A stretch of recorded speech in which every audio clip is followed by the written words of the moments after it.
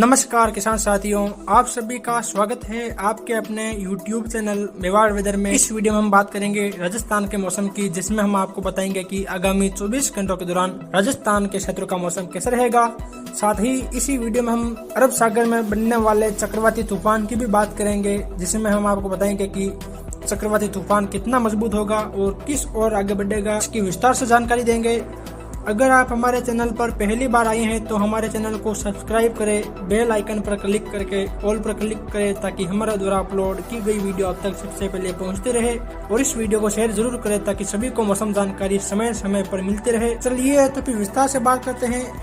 वर्तमान में बनी मौसमी प्रणालियों की बात करें तो जैसा कि आप देख पा रहे हैं, एक पश्चिमी विक्षोभ इस समय उत्तर भारत के क्षेत्रों से आगे निकल चुका है, लेकिन एक अन्य पश्चिमी विक्षोभ इस समय ईरान और उससे सटे हुए अफगानिस्तान के क्षेत्र पर बना हुआ है। पश्चिम बंगाल के आसपास के क्षेत्रों पर अभी भी एक चक्रवाती परिसंचरण तंत्र बना हुआ है और एक अन्य चक्रवाती परिसंचरण तंत्र बंगाल की खाड़ी में बना हुआ है। वही मानसून की बात करें तो पिछले 24 घंटों के दौरान मानसून ने थोड़ी बहुत आगे की ओर बढ़वार की है। अनुमान है कि आगामी 1-2 दिन में मानसून श्रीलंका के दक्षिणी क्षेत्रों में दस्तक देगा और इसी प्रकार अगर मानसून आगे बढ़ोतरी जारी रखता है तो अनुमान है कि लगभग 20-21 मई को मानसून केरल के क्षेत्रों में भी दस्तक देगा। और पश्चिमी जेट अब धीरे धीरे उत्तरायण होना शुरू हो गई है और ITC जेट भी अब धीरे धीरे काफी ज्यादा उत्तरायण होने लगी है। और जैसे ही ITC जेट मध्य भारत के क्षेत्र पर पहुंचेगी, उसी दौरान मानसून संपूर्ण दक्षिणी भारत के राज्यों और पूर्वोत्तर भारत के राज्यों में भी दस्तक देगा। इसी ITC जेड के आधार पर मानसून आगे बढ़ता है, यानी कि जैसे जैसे ITC जेड उत्तरायण बढ़ती है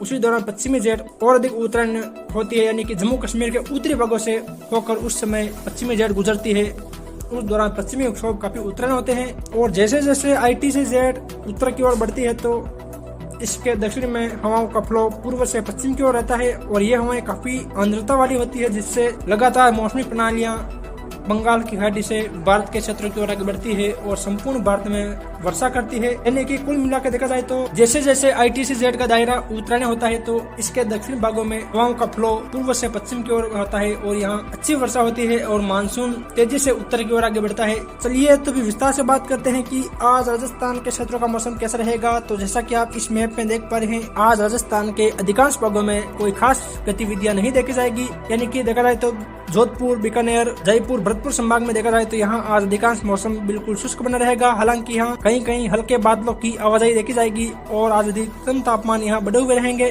और कई स्थानों पर यहाँ अधिकतम तापमान 45 डिग्री सेल्सियस के आसपास दर्ज किए जाएंगे। वही उत्तर पूर्वी राजस्थान के भी काफी क्षेत्रों में आज मौसम शुष्क रहेगा और यहाँ भी काफी स्थानों पर अधिकतम तापमान 45 डिग्री सेल्सियस के आसपास दर्ज किए जाएंगे। हालांकि दक्षिण पूर्वी राजस्थान में आज दोपहर बाद बादलों का निर्माण होगा, जिससे कहीं कहीं सीमित दायरों में हल्की खंड वर्षा की गतिविधियां देखी जाएगी।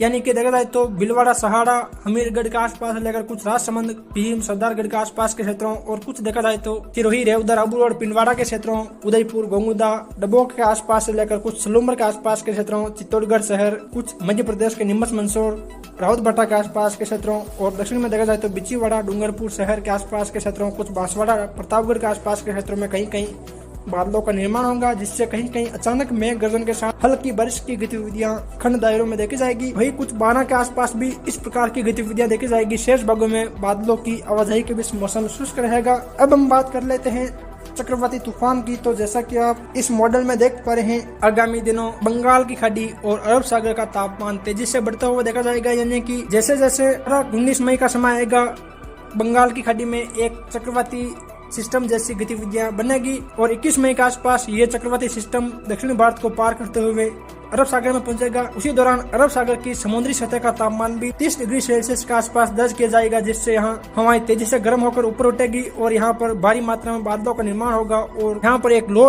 प्रेशर जोन विकसित होगा और हवाएं तेजी से चारों ओर घूमते हुए एक बवंडर जैसा निर्माण करेगी। 24 मई या 25 मई के दौरान ये एक लो प्रेशर या डिप्रेशन की कैटेगरी में पहुंचेगा और एक चक्रवाती तूफान का रूप लेगा। और अभी इसके आगे बढ़ने की बात करें तो सोमालिया और यमन की तरफ जाने की संभावनाएं अभी 40% है और गुजरात के तटों की ओर आने की संभावनाएं अभी के हिसाब से 60% लग रही है। अगर इसके रूट में कोई परिवर्तन होता है तो आपको तत्काल जानकारी दी जाएगी। अभी के आंकड़ों के मुताबिक तो ऐसा ही लग रहा है कि ये तूफान अरब सागर में तेजी से मजबूत होगा और उत्तर की ओर आगे बढ़ेगा। जैसे ही ये गुजरात के तटों की ओर आगे आएगा तो इसकी दिशा चेंज होकर उत्तर पूर्व की ओर हो जाएगी और गुजरात के द्वारका के आसपास के तटों से टकराने के बाद ये कच्छ भुज के क्षेत्रों और उसके बाद राजस्थान के क्षेत्र की ओर आएगा।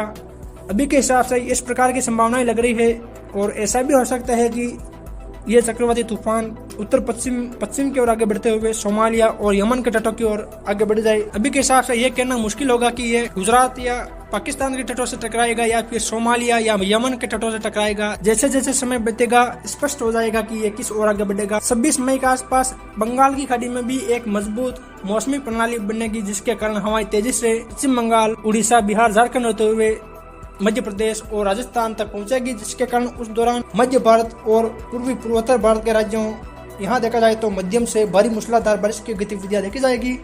इस दौरान गुजरात और राजस्थान के आसपास भी काफी स्थानों पर मध्यम से भारी बारिश की गतिविधियां 20-21 मई से लेकर 26 मई के मध्य देखी जाएगी। साथ ही इस दौरान दक्षिण भारत में भी मध्यम से भारी बारिश की गतिविधियां देखी जाएगी। फिर मिलेंगे एक और नई मौसम जानकारी के साथ। जय हिंद, जय भारत।